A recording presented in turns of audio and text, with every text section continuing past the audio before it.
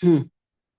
ओम सहनाववतु सहनो भुनक्तु सह वीर्यं करवावहै तेजस्विनावधीतमस्तु मा विद्विषावहै। ओम शांति शांति शांतिः। श्रुतिस्मृतिपुराणानाम् आलयं करुणालयं नमामि भगवत्पादं शङ्करं लोकशङ्करं शङ्करं शङ्कराचार्यं केशवं बादरायणं सूत्रभाष्यकृतौ वन्दे भगवन्तौ पुनः पुनः। ईश्वरो गुरुरात्मेति मूर्तिभेद विभागिने व्योमवद्व्याप्तदेहाय दक्षिणामूर्तये नमः। ओम भगवद गीता छठो अध्याय श्लोक नंबर 42 गए वक्ते पूरो कर्यो અને 43 હું વાંચું છું। તત્ર તમ બુદ્ધિ સંયોગમ લભતે પૌર્વદેહિકમ યત તે ચ તતો ભૂયઃ સંસિદ્ધો કુરુ નંદન। ગઈ વખતે આપણે જોયું કે જે મોક્ષના માર્ગે ચાલે છે, જેના માટે અર્જુને મોક્ષના માર્ગે ચાલે છે પણ ધ્યેય સુધી નથી પહોંચ્યો જે વ્યક્તિ, અર્જુન એના માટે યોગભ્રષ્ટ શબ્દ વાપરે છે, ભગવાન કલ્યાણકૃત શબ્દ વાપરે છે, પણ ટાઈમ બિંગ ભગવાન એના શબ્દને લઈને યોગભ્રષ્ટ શબ્દ જ આગળ વધારે છે। ભગવાન કહે છે કે આવા યોગભ્રષ્ટની બે પ્રકારે ગતિ હશે આફ્ટર ડેથ। એના આવા બે પાથ બતાવે છે કે આઈધર એ શુચિવાળા શ્રીમંતની ઘરે જન્મી શકે છે અથવા તો એ એવા કર્મયોગી જે છે એની ઘરે જન્મશે, વિદ્વાન કર્મયોગીના કુલમાં એનો જન્મ થશે। એટલે આગળ જો શુચિવાળા શ્રીમંત કીધું તો અથવા કહીને એ શ્રીમંત નહીં હોય પરંતુ જે કર્મયોગી છે, જેના ઘરે ઓલરેડી સત્સંગ થતો હોય, અને જે વ્યક્તિ આવા વિદ્વાન કર્મયોગીના ઘરે જન્મે તો ભગવાન કહે છે એ બીજો જન્મ છે એ દુર્લભતર છે। એટલે શુચિવાળા શ્રીમંતનો દુર્લભ કહેવાય, આ દુર્લભતર કમ્પેરેટિવ ડિગ્રી કહે છે। અચ્છા, ત્યાં આગળ જન્મ થયો પછી બંનેની આગળ કેવી રીતે ગતિ થશે એ 43મા શ્લોકમાં। એ વ્યક્તિ આઈધર શુચિવાળા શ્રીમંતની ઘરે ગઈ અથવા તો વિદ્વાન કર્મયોગીને ત્યાં ગયા, પછી શું થયું બેયનું એટલે આખી મેં તમને કીધું ને એનો પાથ બતાવે છે।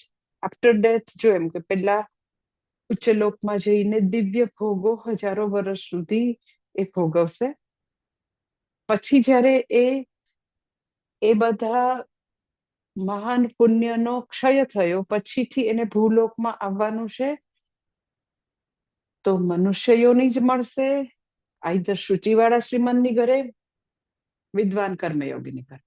પછી આગળની શું યાત્રા, તો કે હવે આવી યાત્રા છે કેવી, તો કે તત્ર તમ બુદ્ધિ સંયોગમ લભતે પૌર્વદેહિકમ।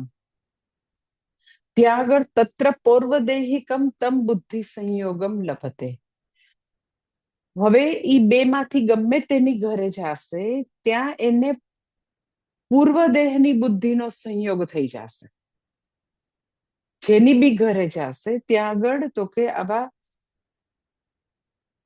પૂર્વદેહના જે સંસ્કારો છે એની સાથે ઈ કનેક્ટ થઈ જશે, સંયોગ થઈ જશે।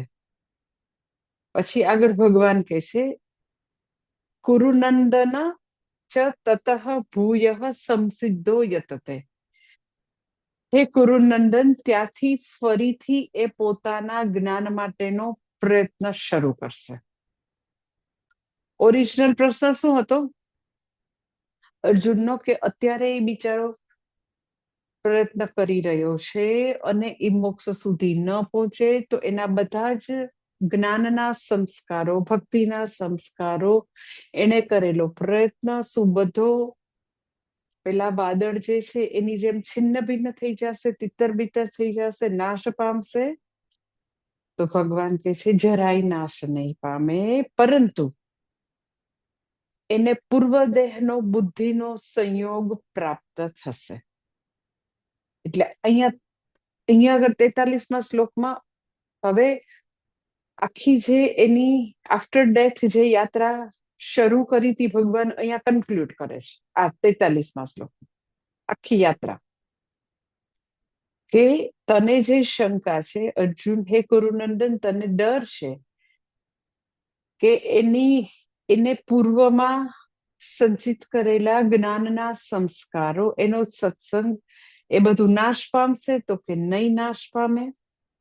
એ એમનેમ એની પાસે એનો સંચય એની પાસે જ રહેશે અને પછીથી એને એ અહીંયા પ્રાપ્ત થશે. જ્યારે કાં તો શુચિવાળા શ્રીમંતની ઘરે જન્મશે ત્યાં પ્રાપ્ત થશે, અથવા તો આવા શુદ્ધ કર્મયોગીની, વિદ્વાન કર્મયોગીની ઘરે એનો જન્મ થશે તો ત્યાં એને આ બધા સંસ્કારો ફરીથી એઝ ઇટ ઇઝ એમ જ એ બધા પાછા પ્રાપ્ત થઈ જશે. એટલે અને પછીથી પાછું તો શું કરશે? તો કે પછીથી પાછું વળી જ્ઞાનનો પ્રયત્ન શરૂ કરશે, જ્યાંથી મૂક્યું ત્યાંથી શરૂ કરશે. એટલે એનો જે તંતુ જે કપાઈ ગયો આપણને લાગતો હતો, તો પછી હવે તંતુનું પાછું અનુસંધાન થઈ ગયું, એટલે પાછો એ યત્ન શરૂ કરશે. એટલે જસ્ટ તમને હવે તમે ઓબ્ઝર્વ કરશો તો તમે જોજો કે બધા લોકો પોતાની શ્રેયસની યાત્રા જુદી જુદી ઉંમરથી કરશે. કોઈક વ્યક્તિને 20 વર્ષથી બી એકદમ જ વેદાંતનો રંગ લાગી જાય અને વ્યક્તિ ખૂબ જ એમાં ઊંડા ઉતરીને શ્રવણ કરવા માંડે. કોઈકને 30 વર્ષે થાય, કોઈકને 40 વર્ષે થાય, કોઈકને 60 વર્ષે થાય, કોઈકને 70 વર્ષે થાય, કોઈને ક્યારેય ન થાય. પણ તમે આમ જુદું જુદું જોયું છે. કોઈને એમ કે ખાલી 15 વર્ષની ઉંમરે એકદમ લગ્ન લાગી જાય. આપણને એવું થાય કે આવું બધું જુદું જુદું કેમ છે? એટલે સપોઝ બધા એમ કે એજેડ ગ્રુપ હોય, લાઈક 60 યર્સના, 65 યર્સના, 70 યર્સનું ધારું કે ગ્રુપ હોય, એ વેદાંત શ્રવણ કરતા હોય, તો એમાં કોઈ 20 યર્સનો યુવાન આવીને સાંભળવા માંડે તો આમ બધા આમ એકદમ આશ્ચર્યથી જોશે, આને વળી 20 વર્ષે શું એને આટલો બધો રસ પડવા માંડ્યો.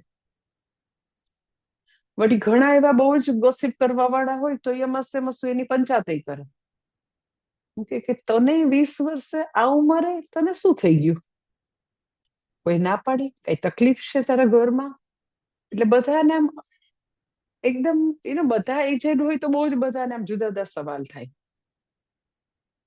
એટલે જ્યારે બી ઇનવેરિયેબલી એવું હોય છે, જ્યારે કોઈ બી વ્યક્તિને નાનપણથી ખૂબ જ વેદાંત અભ્યાસમાં રુચિ થાય, ચાઇલ્ડહુડથી, ટીનેજર હોય ત્યારથી, તો એ ચોક્કસ પૂર્વજન્મના સંસ્કાર એને ખેંચે છે.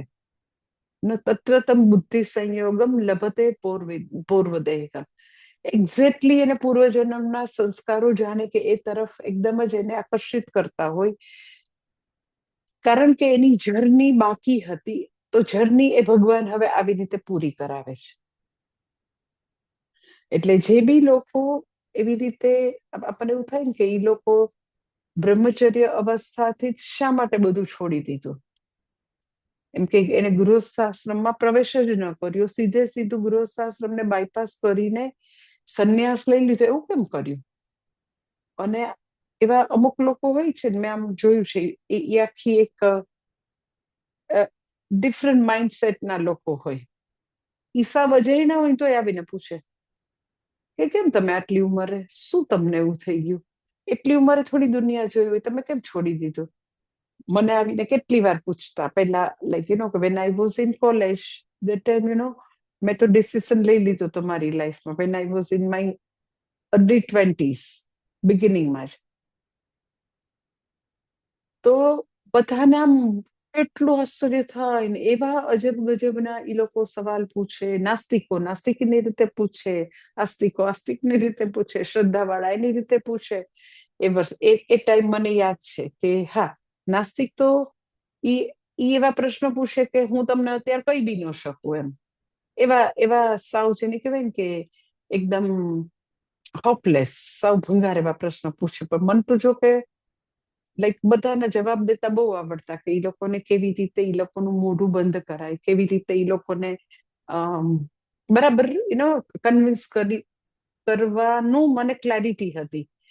પણ લોકોને બહુ જ એમ કે અતિશય અજીબ લાગે જે લોકો બ્રહ્મચર્ય અવસ્થાથી જ સંન્યાસ લેવાનું નક્કી કરે, બધું છોડી છાડી દે. શ્રદ્ધાવાળા લોકો હોય, થોડું ઘણું જાણતા હોય તો એને ખબર હોય કે હા, આપણા સનાતન ધર્મમાં બ્રહ્મચર્ય અવસ્થાથી પણ સંન્યાસી બન્યા હોય એને ખબર હોય. પણ જે લોકો એકદમ નાસ્તિક હોય, શાસ્ત્ર પ્રમાણ ન માનતા હોય, તો એ લોકોને એ નાસ્તિક કેવા હોય કે એને ખાલી પોતાની વસ્તુઓ ખાલી બળબડ કરવી હોય. They are not ready to learn, or એવું ઓપન માઇન્ડ નથી હોતું. એટલે મેં મારી લાઈક જયારે ડિસિઝન લીધો ત્યારે મેં આવી બહુ જ બધી વ્યક્તિઓનો સામનો કરેલો છે મારી લાઈફમાં. પણ મારું કહેવાનું તાત્પર્ય છે કે જ્યારે વ્યક્તિને ખરેખર બ્રહ્મચર્ય અવસ્થાથી લગ્ની લાગી જાય તો એ 100% એ વ્યક્તિ યોગભ્રષ્ટ આત્મા હોય. કારણ કે એવો એક નિયમ છે સંસારનો કે જે અવસ્થા થાય એ અવસ્થાના સંસ્કારો પ્રકૃતિગત છે કે એ બધા એની મેળે બહાર આવતા હોય. કે બાલ્ય અવસ્થા હોય તો એને રમવું હોય ને, ફ્રેન્ડ્સ ને એ બધા સંસ્કારો એની મેળે બહાર આવે. એટલે એમ કે કોઈ છોકરાને એવું ન કહેવું પડે કે તું બરાબર તારા ફ્રેન્ડ સાથે રમજો, સોસાયટીમાં જાય છે ને બરાબર ક્રિકેટ રમશે, બસ તું જલસા કરશે. એવી કોઈ શિખામણ આપવી ન પડે, પણ એવી શિખામણ આપવી પડે કે ભાઈ હવે માર્ચ મહિનો છે અને પરીક્ષા આવે છે, એન્યુઅલ એક્ઝામ, હવે બસ રમવાનું જરાક ઓછું કરો, એ શિખામણ આપવી પડે. એટલે બાલ્ય અવસ્થા છે તો રખડવાના અને ફ્રેન્ડ સાથેના સંસ્કારો પ્રકૃતિ છે એટલે બહાર આવશે. યુવાવસ્થા છે તો એવી રીતે લગ્ન અને ફેમિલી અને બાળકો છે એના સંસ્કાર એની મેળે બહાર આવશે.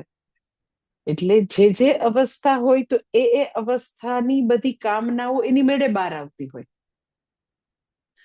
પરંતુ ભગવત પ્રાપ્તિના સંસ્કાર જે છે એના ઉદય થવા માટેનું રીઝન શું છે?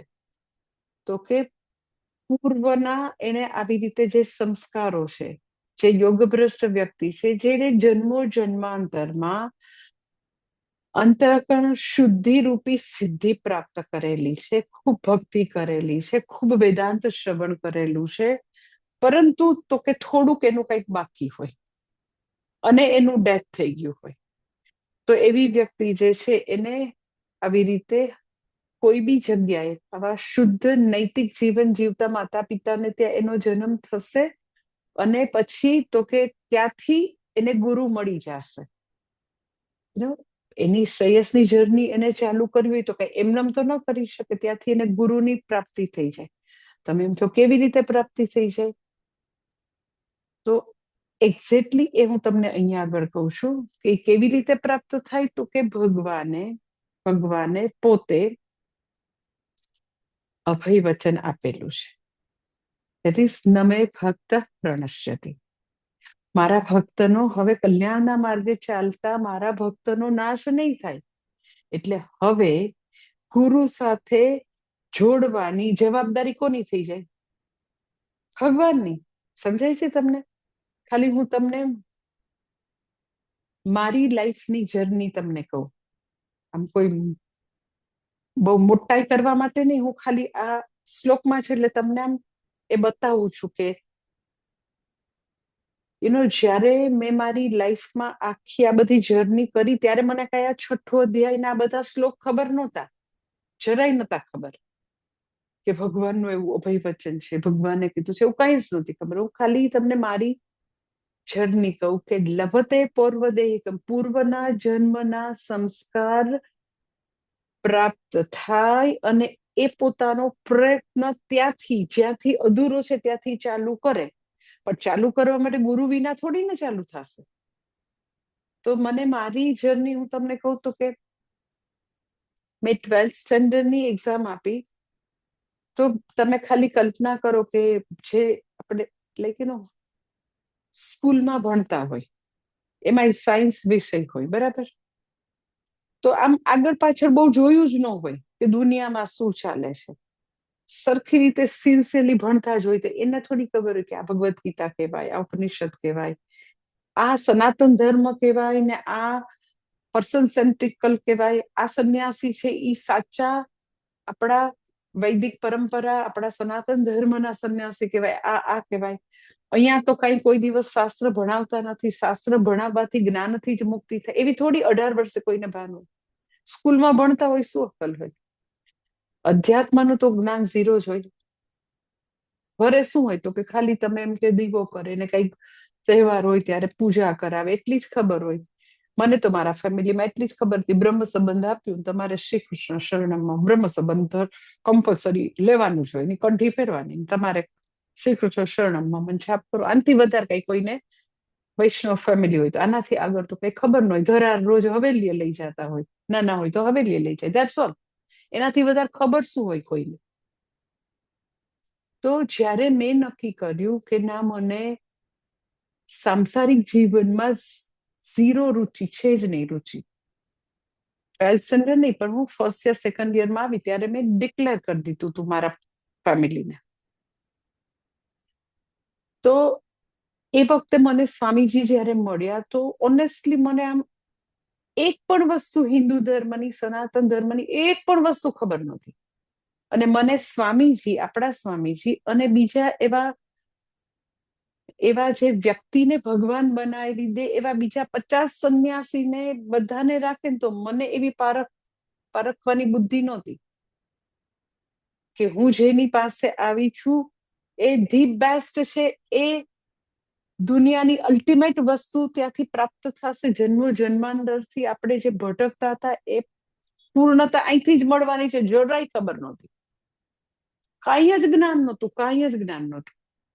કહીએ ને કેમ ટોટલી એક સાધક તરીકે ટોટલી ગલીબલ, ગમે તે વ્યક્તિ દોરવી જાય, ભોળવી જાય, મિસગાઈડ કરે એના માટે ટોટલી અવેલેબલ, કઈ ભાન જ નહોતી. કારણ કે હિન્દુ તરીકે આટલું જ કહેવામાં આવ્યું હોય કે હવેલીએ જવાનું, કંઠી પહેરવાની ને શ્રી કૃષ્ણ શરણ, બીજી એનાથી જ્ઞાન જ નહોતું આગળ. તો એવું કયું તત્વ હશે એ વખતે ખબર નહોતી, પણ અત્યારે ખબર પડે છે કે એ ઈશ્વર હતા.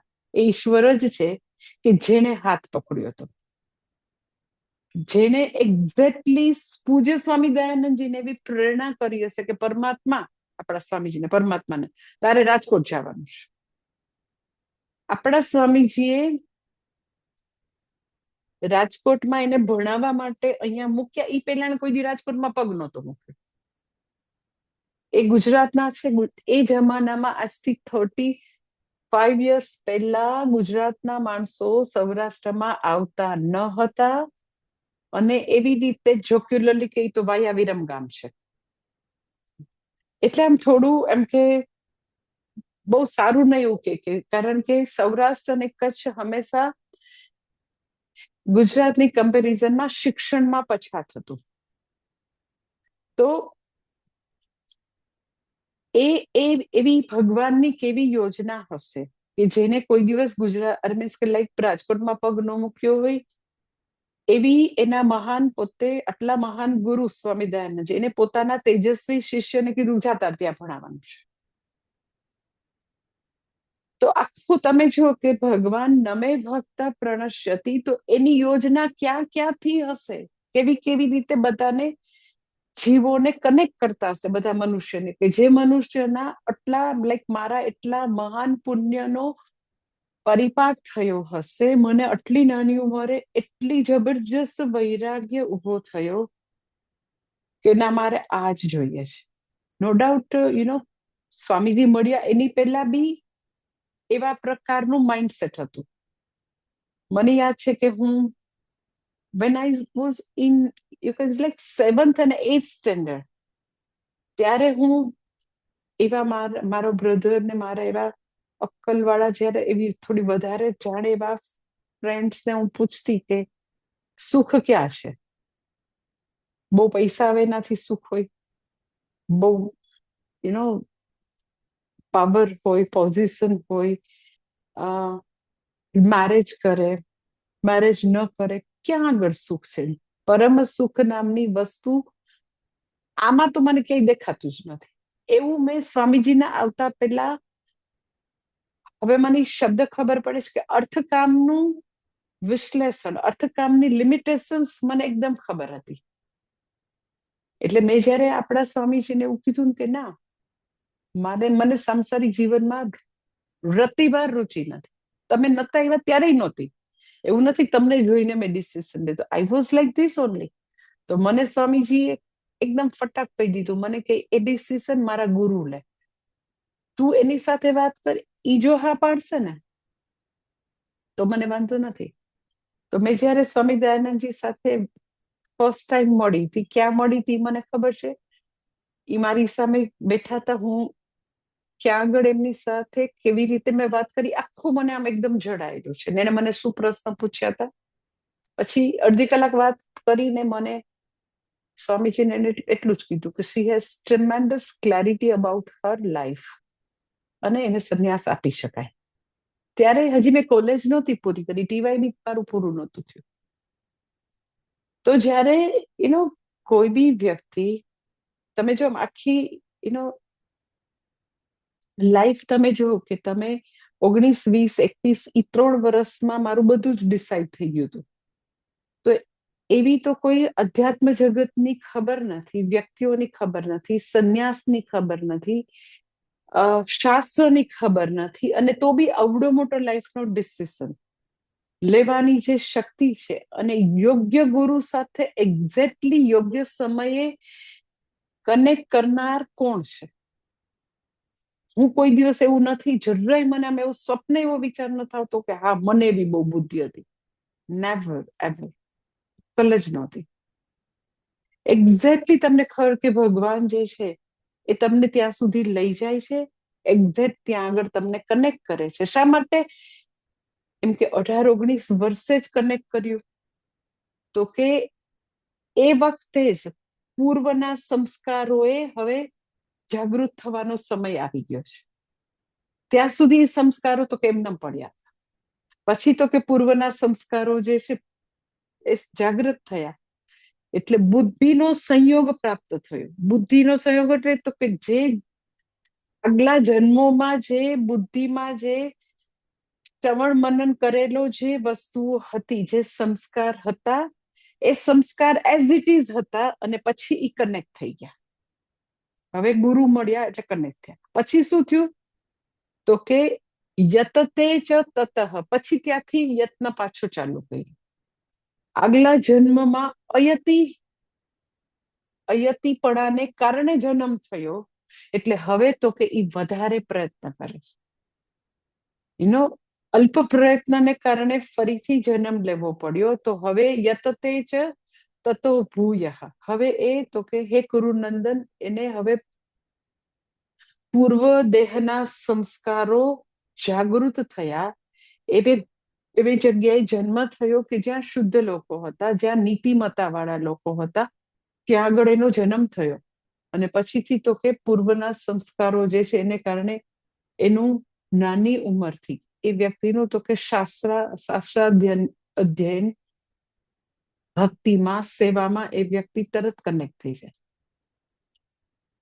એટલે જુદી જુદી ઉંમરે જુદી જુદી વ્યક્તિ ગુરુ સાથે તરત જ કનેક્ટ થાય અને ન થાય, એ બેયનો આધાર કેટલા સંસ્કારનું ભાથું લઈને આવ્યા છે એના ઉપરથી. એટલે ઘણીવાર લોકોને આમ આશ્ચર્ય થાય કે આ કેમ આ લોકો આટલું બધું અહીં એને સમય અવેલેબલ છે, એ લોકોમાં શ્રદ્ધા છે, તો બી કેમ હજી આમ એ લોકોનો શાસ્ત્રાભ્યાસ જે છે એ કેમ ચાલુ નથી થતો? કારણ કે હજી એની અંદર પડેલા સંસ્કારો એ કામ કરવાનું ચાલુ નથી કર્યું. હજી જે બધા સંસ્કારો જે છે એ હજી સુષુપ્ત અવસ્થામાં છે. એટલે બરાબર એના પુણ્યનો પરિપાક થાય તો એની શાસ્ત્ર અધ્યયનની તલબ જે છે, એકદમ એની તત્પરતા એ તો જાગૃત થાય. ઘણા આગલા જન્મનું હજી ભાથું લાવ્યા જ નથી, પણ શ્રદ્ધા છે તો ક્યાંકથી, ગુરુ ઉપરની શ્રદ્ધા હોય તો ક્યાંકથી શરૂ થાય. એટલે એ જેને જેટલા બી સંસ્કાર એકત્ર કર્યા છે એ જયારે વ્યક્તિનું ડેથ થાય તો એ ભેગા લઈને જશે. અને સંસ્કારો જ હંમેશા રહેશે એની સાથે. જેમ પાપ પુણ્ય હંમેશા એની સાથે રહે છે, એમ શાસ્ત્રાભ્યાસના ભક્તિના સંસ્કારો અકબંધ રહેશે, જરાય એનો નાશ નહીં થાય. આપણે એમ કહીએ કે આપણા મરણ પછી આપણી સાથે શું આવે, તો આપણે કરેલી ભક્તિ, આપણે કરેલું શ્રવણ મનન એ સાથે આવે, આપણા પાપ પુણ્ય સાથે. અને આ ભક્તિ અને શ્રવણ મનનના સંસ્કાર જે છે એ યોગ્ય સમય થશે ત્યારે એ પાછા આવી રીતે યોગ્ય ગુરુ સાથે કનેક્ટ કરશે ને ત્યાંથી જે તે વ્યક્તિ પોતાની પાછી શ્રેયસની જર્નીમાં યત્ન કરવાનું ચાલુ કરશે. પરંતુ પેલા કરતા તો કઈ વધારે પ્રયત્ન કરશે, કારણ કે એને હવે અયતિ નથી બનવું, આગળ કરતા તો કઈ વધારે પ્રયત્ન કરશે. અને કેવી રીતે એનું બધું લાઈફ જે છે કેવી રીતે શરૂ એટલે કેવી રીતે થશે એ હજી વધારે એ જ વસ્તુ આ જ શ્લોકને થોડું વધારે એક્સટેન્ડ કરે છે. That is શ્લોક નંબર 44. પૂર્વાભ્યાસેન તેનૈવ શ્રીયતે યવશોऽપि સઃ જિજ્ઞાસુરપि યોગસ્ય શબ્દ બ્રહ્માતિ વર્તતે.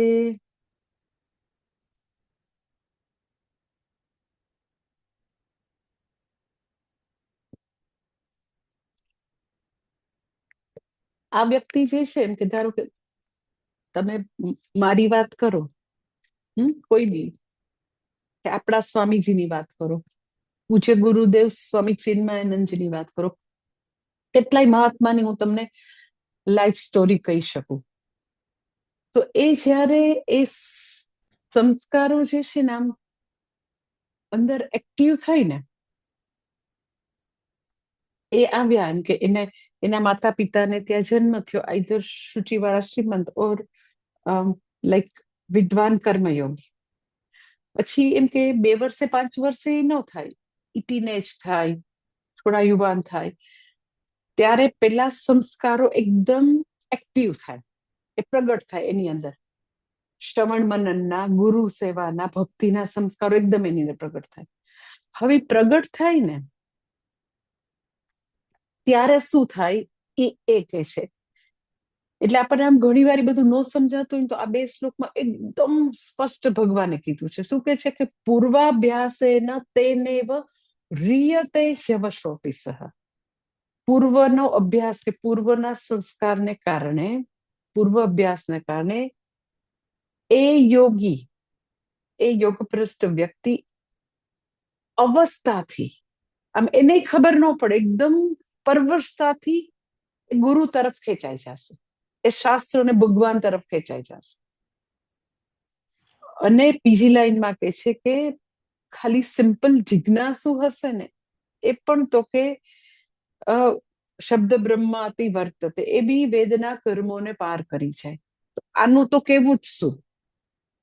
કોણ? તો કે જે યોગભ્રષ્ટ છે, જેણે ઓલરેડી બહુ બધા વર્ષો શ્રવણ મનન નિધિધ્યાસન, ગુરુ સેવા, શુશ્રૂષા કરેલી છે, અને પછી જયારે એ આવા માતા પિતાને ત્યાં જન્મશે તો એ સંસ્કાર ધારો કે 16 વર્ષે એક્ટિવ થયા, 18 વર્ષે એક્ટિવ થયા. તમે એમ કે મને 18 વર્ષે એક્ટિવ થયા એકદમ જ, એની પહેલા મને આમ ખ્યાલ આવતો હતો, એટલે તો મારી લાઈફ બીજા કરતા ડિફરન્ટ હતી. મને ખબર પડતી હતી કે મને એક પણ દુનિયાની પ્રાપ્તિઓમાં રસ જ નહોતો, કે ખાવા પીવામાં, કપડામાં, મૂવીમાં કઈ રસ જ નહોતો. એ મને પહેલેથી ખબર પડતી હતી. વેન આઈ વોઝ 10 years 11 ત્યારે મને મારી રુચિની ખબર પડતી હતી, ને મને આમ બધું સાવ બાલિશ લાગતું હતું. પછી આમ કેવું લાગતું હતું કે આ લોકો કેટલા લો ઇન્ટેલેક્ટના છે, આ શું આમાં સમય બગાડે છે, કેમ સારા પુસ્તકો નથી વાંચતા, એવું મને ત્યારે 12 વર્ષે બી જે લોકો બોલિવૂડની વાત કરે તો મને એવા ઇડિયટ જેવા લાગતા હતા. એવું મને 12 વર્ષે ક્યાંથી બુદ્ધિ હોય? એટલે મને બધા એવું લાગતું કે they are just wasting there life. ત્યારે મને એવું લાગતું. તો 18 વર્ષે જયારે આમ એકદમ એ સંસ્કારોને આમ એકદમ પાકવાનું શરૂ થયું ને, તો ત્યારે ઓનેસ્ટલી વ્યક્તિનું પોતાનું બી ન ચાલે. એટલે કે છે પૂર્વાભ્યાસથી એ વ્યક્તિ અવશ થઈને ભગવાન અને ગુરુ ને શાસ્ત્ર સાથે ખેંચાઈ નહીં જતો રહેશે વ્યક્તિ. એટલે એમ કે હું આમ મારું આમ ફ્લેશબેકમાં મારી લાઈફ છું તો એમ કે આખું ફેમિલી ને આખો સમાજ વિરોધ કરે તોય તમે એમ કે અડગ રહીને અમારે આજ કરવું છે, એવી તાકાત ક્યાંથી આવી જાય? એમ આઈ વોઝ એટલું ક્રિસ્ટલ ક્લિયર કે આ જ જોઈએ, એના સિવાય ન જોઈએ. તો આજથી you can say like 40 years 35-40 years પહેલાનો સૌરાષ્ટ્રનો સમાજ, રાજકોટ જેવા નાના ગામનો સમાજ, એ વખતે તો નાનું હતું, નાનો સમાજ, નાનું એવું ગામ, તો એ કેટલું બધું લોકોને આમ ધરતીકંપ જેવું લાગે અને બધા એક તરફ હોય ને બધા જાત જાતના ને ભાત ભાતના તમને ડર બતાવે, કેટલું કે nth નંબર ઓફ થિંગ્સ કહે. તો ઈ એવી કઈ અડગતા, ઈ કઈ એવી ક્લેરિટી, શાસ્ત્ર ભણ્યા વિના એવી કઈ ક્લેરિટી? તો ઈ આ કે પૂર્વાભ્યાસને કારણે વ્યક્તિ, પૂર્વાભ્યાસ એટલે આગલા જન્મનો અભ્યાસ, આગલા જન્મમાં કરેલું શ્રવણ મનન, આગલા જન્મની અંતઃકરણ શુદ્ધિ, આગલા જન્મની ભક્તિ, એની તાકાત એટલી બધી હોય કે વ્યક્તિ છે એ અવસ્થાથી, એની ઈચ્છા હોય કે ન હોય, અવસ્થાથી એને ભગવાન, શાસ્ત્ર ને ગુરુ તરફ ખેંચી જાય, કારણ કે ભગવાનનું અભય વચન છે કે મારા ભક્તનો હું નાશ નહીં થવા દઉં, મારા ભક્તને એની શ્રેયસની જર્ની જ્યાંથી અધૂરી હતી ત્યાં આગળ પાછું હું કનેક્ટ કરી જ દઈશ. એટલે એ તમને ત્યારે ખબર પડે કે તમારી શક્તિથી બહુ જ સુપ્રીમ શક્તિ તમને બધું કરાવી દઈ છે. એ ખરેખર હું એમ અત્યારે ફ્લેશબેકમાં વિચારું તો મને એવું થાય કે એ મારી એકની કોઈ દિવસ શક્તિ હતી જ નહીં, ક્યારેય નહોતી.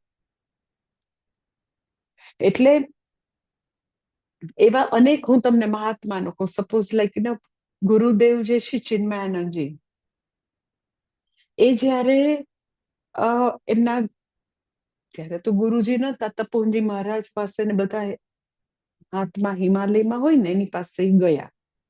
શું કામ ગયા હતા? તો કે બહુ જ મોટા પોતે ચિન્મયાનંદજી જર્નાલિસ્ટ હતા, વેરી બ્રિલિયન્ટ, બધા ઇંગ્લિશ પેપરમાં લખતા હોય એવા બ્રિલિયન્ટ જર્નાલિસ્ટ. અને શું કામ ગયા હતા? આમ તમને આમ હસવું આવશે, એમ કે એ બધા જે સાધુ બાવા હોય ને એનો પર્દાફાશ કરીશ અને એનો આર્ટિકલ લખીશ, એટલે ગયા. હા, એ કોઈ એમ કે શ્રદ્ધાથી એનો કે ગુરુ પાસે જઈને સમિત પાણી, એમ કે હું જઈને એની પાસે જઈને બ્રહ્મ વિદ્યાની માંગણી કરું, એવું કઈ હતું નહીં. પર્દાફાશ કરવા, આર્ટિકલ લખવા માટે ગયા હતા કે એ બધા લોકો સાધુ બાબા જે છે ઇસ અનનેસેસરી, સમાજ ઉપર આંસુ પેરાસાઇટની જેમ છે, ચલો એનો આર્ટિકલ લખ નાખું. તો ગયા હતા પર્દાફાશ કરવા અને બની ગયા પોતે સંન્યાસી, તપોવનજી મહારાજ પાસે ગયા. તો આપણને એમ થાય કે આવું કેવી રીતે પરિવર્તન થાય? તો એક્ઝેક્ટલી એનો સમય, એ યોગભ્રષ્ટ આત્મા, એનો સમય પાક્યો હતો અને એને યોગ્ય ગુરુ સાથે કનેક્ટ થવાનું હતું. તો કઈક નિમિત્ત બન્યું, એને એમ થયું કે ચલો હું પર્દાફાશ કરું, વોટેવર નિમિત્ત બન્યું. અને પછી એ નિમિત્ત એક બાજુ રહી ગયું અને પછી એના જે પૂર્વના જન્મો જન્માંતરના જ્ઞાનના, ભક્તિના એટલા મહાન સંસ્કારો હોય કે આમ એકદમ અવસ્થાથી ઈ પોતાના ગુરુજી છે એની પાસે ખેંચાઈ જાય. એટલે એ જ્યારે બી સંસ્કારો પોતાનું કામ શરૂ કરી દે તો વ્યક્તિનું જાણે કે કઈ ચાલે જ નહીં. એવી જ રીતે આપણા સ્વામીજી છે પરમાત્માનાજી, તમને ખબર છે એના મોટા બ્રધર બ્રહ્માત્માનંદજી, એ પણ લાઈક પૂજ્ય સ્વામી દયાનંદજી પાસે જ ભણતા હતા, સંન્યાસી, એ પણ સંન્યાસી છે, ભણતા હતા. તો એ બે ભાઈઓનું એવું હતું કે જ્યારે બ્રહ્માત્માનંદજી સ્વામી દયાનંદજી પાસે ભણતા હતા પભઈમાં, ચિન્મય મિશનમાં, તો આપણા સ્વામીજી જે છે એ એમને મળવા ગયા હતા, ખાલી મળવા જ, મારો ભાઈ છે એમ કરી ગયા હતા મળવા. અને એ બી ત્યારે પોતે સંન્યાસીનો સંકલ્પ કરીને આવ્યા કે મારે તો અહીંયા બ્રહ્મચારી બનીને સ્વામી દયાનંદજી પાસે ભણવું છે. ગયા હતા ખાલી ને ખાલી પવઈમાં એમને મળવા. એટલે એમના સંસ્કાર એ વખતે એકદમ પ્રગટ થઈ ગયા. એટલે ઘણા બધા લોકોનું તમે મહાત્માનું જીવન જોયો તો બધાનું જુદું જુદું હોય. લાઈક રામદાસજી જે છે તો એમ કે સાવધાન સાવધાન સાવધાન, ત્રણ ફટાક કરતા. હવે સાવધાન તો લગ્નમાં કેટલી વાર બોલે, બધા ભાગી જાય છે? કોઈ નથી ભાગી જતું. સાવધાન સાવધાન કરતા હોય, ભાઈ જલ્દી કરો ને લગ્ન, તમારું સાવધાન પૂરું કરો, જલ્દી ફેરા ફેરવી દો. તો એમનું રામદાસજીનું એ વખતે આખા બધા સંસ્કારો એકદમ પ્રદીપ્ત થઈ ગયા. પછી તો કે તમે જો કે સિદ્ધાર્થ જે છે, પ્રિન્સ સિદ્ધાર્થ, તો એનું જીવન પહેલા કેવું હતું? એકદમ જ ભોગ વિલાસી. અને એવી રીતે સડનલી એ આવા 3 વ્યક્તિઓને જોવે છે અને તરત જ એની અંદરના સંસ્કારો જે છે જાગૃત થઈ જાય છે. તો એમ કે વૃદ્ધને જોવા, રોગી વ્યક્તિને જોવું, કે કોઈનું ડેથ જોવું, તો એ 3 વસ્તુ તો બધા પોતાની લાઈફમાં જોતા જ હોય છે, ક્યારેક ને ક્યારેક. ડેથ બી ઘરે બી જોતા હોય, પોતાની પ્રિય વ્યક્તિ. તો કેટલા લોકોને એવા સંસ્કારો જાગૃત થાય છે.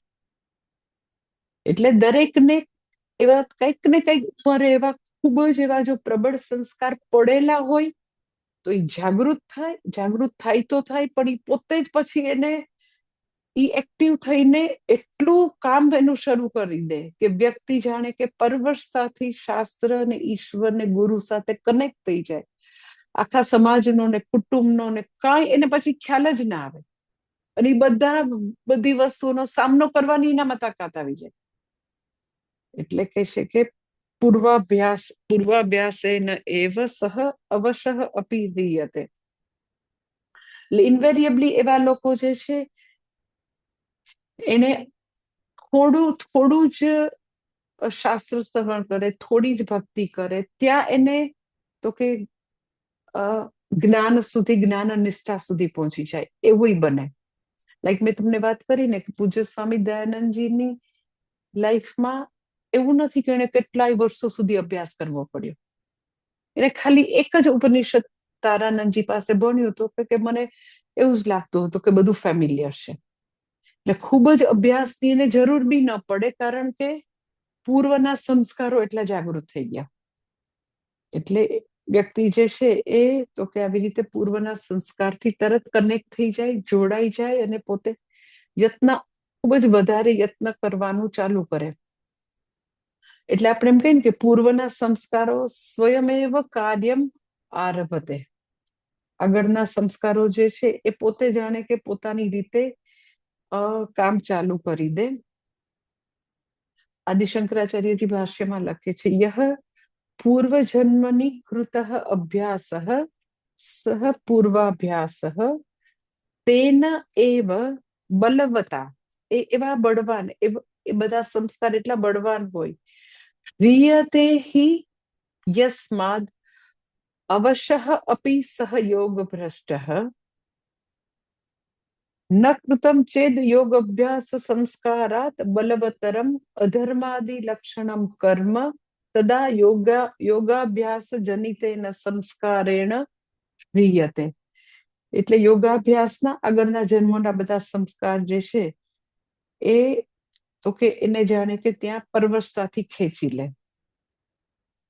ઘણીવાર એવું થાય આમાં જે છે ને કે અધર્માદિ લક્ષણમ કર્મ, એટલે ઘણીવાર એવું થાય કે હજી એના પુણ્યના સંસ્કારો એટલા ન પાક્યા હોય તો એ ત્યાં સુધી પાછા યુ કેન સે ભોગ વિલાસમાં હોય. ધારો કે સિદ્ધાર્થ જે છે એના લાઈક ભવિષ્યવેતાએ કીધું હતું કે કાં તો એ મહાન રાજા બનશે, કાં મહાન આવા સંન્યાસી બનશે. તો એને એમ કે ડેલિબરેટલી એવી રીતે દુનિયાના દુઃખ દર્દથી પ્રિન્સ સિદ્ધાર્થને એના ફાધર છે એ દૂર રાખે છે કે એને કોઈ દુઃખ જોવા જ નથી દેવું. દુઃખ જોવે તો એને વૈરાગ્ય આવે ને. તો એ વખતે તમે એવું કહી શકો કે એટલા વર્ષો સુધી સિદ્ધાર્થના એવા અર્થકામના બધા ભોગવવાના એવા પ્રકારના બધા સંસ્કારો હતા. એના હજી એવા મહાન પુણ્યનો ઉદય નહોતો થયો. પણ જેવા એવા ભોગના સંસ્કારોનો ક્ષય થાય તો તરત જ તો કે આ પુણ્યના સંસ્કારને કારણે એ તો કે ગુરુ સાથે કનેક્ટ થઈ જાય અને પોતે પોતાનો અભ્યાસ જે છે શ્રવણ મનન એ પાછું ચાલુ કરી દે.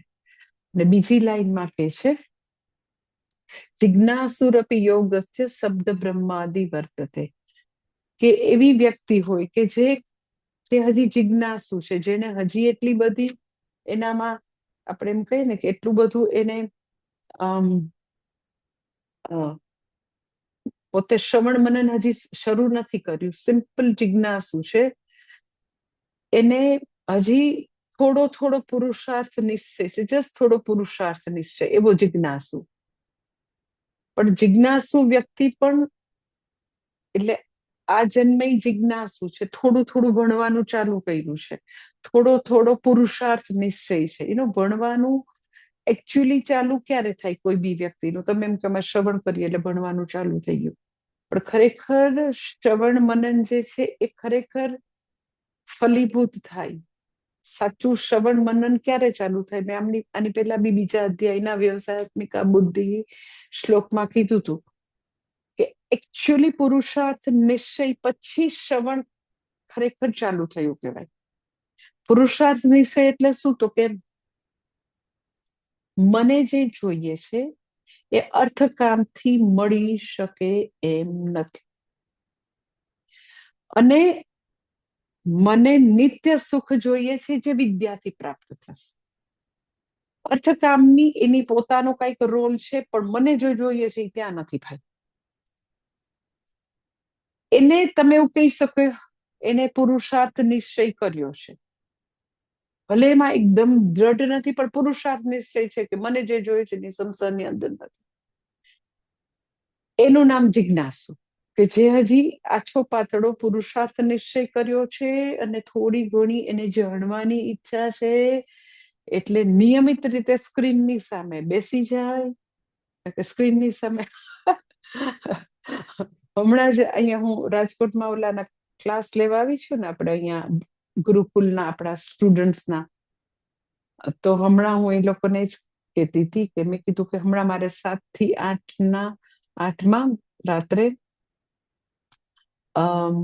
ભગવદ્ ગીતાનો ક્લાસ છે, પણ એ બધા સ્ટુડન્ટ્સ સ્ક્રીનમાં મને મળે. સ્ક્રીનમાંથી મેં કીધું બહાર નીકળીને તમારી જેમ સેવા તો કરી ન શકે. એટલે મેં કીધું કેવી નિરાત, સ્ક્રીનમાંથી ટાટા બાય બાય કરી દે. તમે મીધું અહીં રહ્યો છો તમે બધા, એટલે બધાને તો ગુરુકુલ છે એટલે એ તો કમ્પલસરી બધાની ડ્યુટી હોય ને. બધા અહીંનો રસોઈયો છે ને, એને એવું કીધું કે તમારા બધા બ્રહ્મચારીઓ રોજ રોટી બનાવવા આવશે તો હું રહીશ, નહીં તો હમણાં ભાઈ ગયો આ ચાલ્યો. રાજસ્થાની રસોઈ છે ને ધમકી આપી દીધી કે તમારા આવા 25-30 બ્રહ્મચારીની રોટલી મારા એકલાથી નહીં થાય, કારણ કે તમારા 30 બ્રહ્મચારીને આશ્રમના બીજા 15 જણા, તો કે હું 45 ને એકલા થોડી રોટલી કરી, બધા બ્રહ્મચારીઓને કયો અંદર આવીને રોટલી કરે? રોજ જે એ લોકો 1 કલાક રોટલી કરવાની હોય, કારણ કે રોટલી તો કેટલી બધી થાય ને. મેં કીધું જો અંતેવાસી હોય ને એ લોકો સેવા કરી શકે. જો હમણાં મેં મારે 7 થી 8ના ક્લાસના વિદ્યાર્થીઓ જોઈ લ્યો, મેં કીધું કેવી મજા આવે. સ્ક્રીનની સામે બેસી જાવ ને પછી ટાટા બાય બાય. તમે માતાજી તમારું ટેબલ ગોઠવજો, તમે તમારું પાણીની બોટલ મૂકજો, તમે તમારું આઈપેડ લઈ આવજો, તમે તમારી બુક ખોલજો, તમે તમારું બધું કરજો, તમારું ચાર્જિંગ કરવું તો ચાર્જિંગ કરજો. અમે તો આહેલા કેવી મીધું નિરાશ. સ્ક્રીનના સ્ટુડન્ટ કેવા મીધું સરસ, કઈ સેવા બેવાની કઈ ચિંતા જ નહીં. એટલે એ બધા જિજ્ઞાસુ કેટેગરીમાં ઘણા આવી શકે. જિજ્ઞાસુ એટલે શું? તો કે જ્ઞાતુમ ઈચ્છા, જાણવાની બી ઈચ્છા છે, ભણવું બી છે, સ્ક્રીન ખોલીને બેસીએ બી છે, અને થોડો ઘણો પુરુષાર્થ નિશ્ચય બી છે. તમે એમ કહો તો પછી અમે અહીંયા 1 વર્ષના કોર્સમાં ગુરુકુળમાં તમારી પાસે રહેવા ન આવ્યા, તો પછી અમારું શું થશે? તો ભગવાન એની વાત કરી દે, વાંધો નહીં વાંધો નહીં. એવા જિજ્ઞાસુ જે છે ને એ પણ શબ્દ બ્રહ્માતિ વર્તતે, આટલું સરસ એને એશ્યોરન્સ આપી દીધું. જેને આછો પાતળો જ હજી તો એમ કે જ્ઞાનનો દીપક પ્રજ્વલિત થયો છે, એકદમ જ નથી થયો, આછો પાતળો જ થયો છે, આમ પેલો આમ જરાક પ્રગટાવ્યો છે, બહુ નથી થયો. તો એવા જિજ્ઞાસુ પણ તો કે તરી જશે. શબ્દ બ્રહ્માતિ વર્તતે એટલે શું? તો કે શબ્દ બ્રહ્માતિ વર્તતે એ ટેકનિકલ શબ્દ છે. શબ્દ બ્રહ્મ એટલે વેદ. વેદની અંદર શું હોય?